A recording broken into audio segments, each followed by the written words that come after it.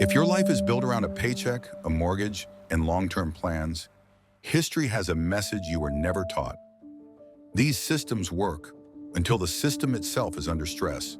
And when that happens, the middle class doesn't collapse first, but it absorbs the impact first.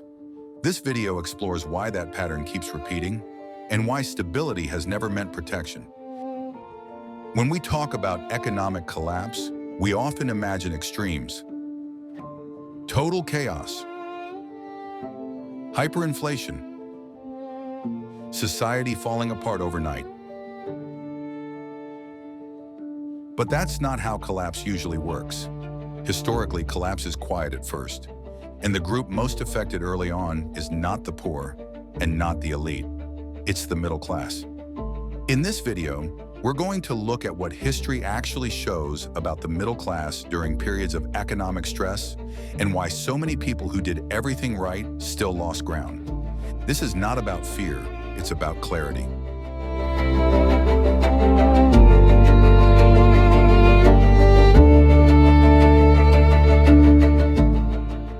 The middle class is built around signals of stability: salaried income, mortgages, retirement accounts, and long-term plans. These feel safe because they work well when systems are stable. But history shows that middle-class security is highly system-dependent. In the late Roman Empire, small landowners and merchants believed their property and status made them secure. In Weimar Germany, salaried professionals believed steady paychecks insulated them from crisis. In the early 2000s, homeowners believed rising property values were a permanent foundation. The common thread is not ignorance, it's trust in continuity. And history repeatedly shows that continuity is never guaranteed. Here's a pattern that repeats across centuries. When systems come under stress, someone has to absorb the pressure. The poor have little left to extract. The wealthy have leverage, mobility, and protection. The middle class sits in between. Historically, the middle class pays the most reliable taxes, holds the most consumer debt, complies with rules the longest. This makes the middle class the shock absorber of economic stress. In Rome, taxes increased on small landowners while elites negotiated exemptions. During the Great Depression, middle-class savings evaporated while capital eventually recovered. After 2008, wages stagnated while asset prices rebounded. This is not conspiracy, it's structure. If there is one factor that determines whether stress becomes collapse for the middle class, it is debt. Debt removes flexibility. A household with fixed mortgage payments, car loans, student loans, and credit obligations cannot adapt quickly when income stalls or prices rise. Historically, debt turns time into an enemy. In ancient societies, debt bondage followed economic downturns. In modern systems, defaults, foreclosures, and long-term financial scarring play the same role.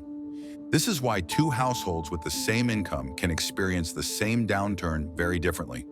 Debt doesn't cause collapse, it accelerates it.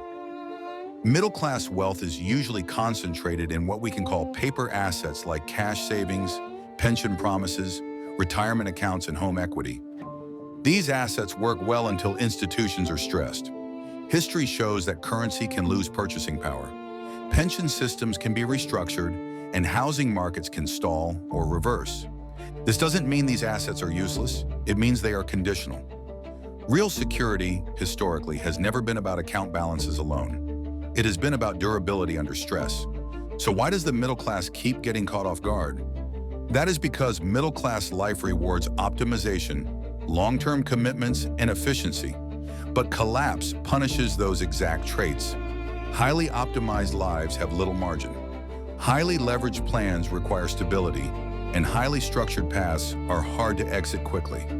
The middle class doesn't fail because it's wrong. It struggles because it's efficient in a fragile system. The myth is not that the middle class is weak. The myth is that stability equals protection. History shows something more precise.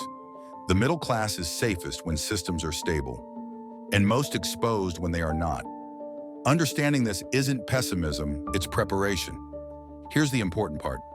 Economic stress does not wipe out everyone. It reshuffles positions.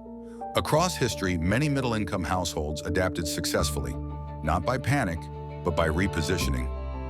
In the next video, we'll look at how the middle class stays standing when systems break, what actually worked, what quietly failed, and how people preserve stability without radical or extreme moves. This is not about escaping society, it's about surviving intelligently within it. If this perspective helped you see economic risk more clearly, like the video and subscribe to the Future Mapper. We don't deal in fear, we deal in patterns, systems, and maps that help you navigate uncertainty with clarity. Until next time, keep mapping wisely.